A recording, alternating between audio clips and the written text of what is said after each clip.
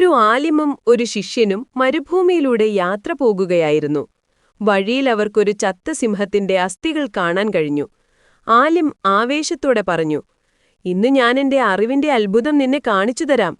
ഈ അസ്ഥികളെ കൂട്ടിച്ചേർത്ത് ഒരു ശരീരമുണ്ടാക്കും, പിന്നെ എന്റെ മന്ത്രജപത്തോടെ അതിനെ ജീവിപ്പിക്കും." ശിഷ്യൻ ഭയന്നു പറഞ്ഞു, "അത് ചെയ്യരുത്. അത് ജീവിച്ചാൽ നമ്മളെ കീറിത്തിന്നും." ആലിം പരിഹസിച്ചു, "നിനക്ക് അറിവ് കുറവായതുകൊണ്ടാണ് പേടിക്കുന്നത്. നീ ഒരു മരത്തിൽ കയറിയിരിക്കൂ, എന്റെ ശക്തി എന്താണെന്ന് കാണിക്കാം." ശിഷ്യൻ ഒന്നും പറഞ്ഞില്ല, ശാന്തമായി ഒരു മരത്തിൽ കയറി. ആലിം അസ്ഥികൾ കൂട്ടിച്ചേർത്ത് മന്ത്രങ്ങൾ ചൊല്ലി സിംഹത്തെ ജീവിപ്പിച്ചു. സിംഹം ജീവിച്ച ഉടൻ തന്നെ അതിശക്തമായി കരഞ്ഞു.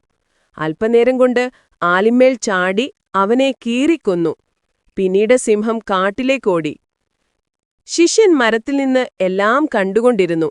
ശാന്തമായപ്പോൾ അവൻ താഴേക്കിറങ്ങി പറഞ്ഞു, "അറിവിനൊപ്പം വിവേകവും ധാരണയുമില്ലെങ്കിൽ അതേ അറിവ് തന്നെ മനുഷ്യനെ നാശത്തിലേക്ക് കൊണ്ടുപോകും."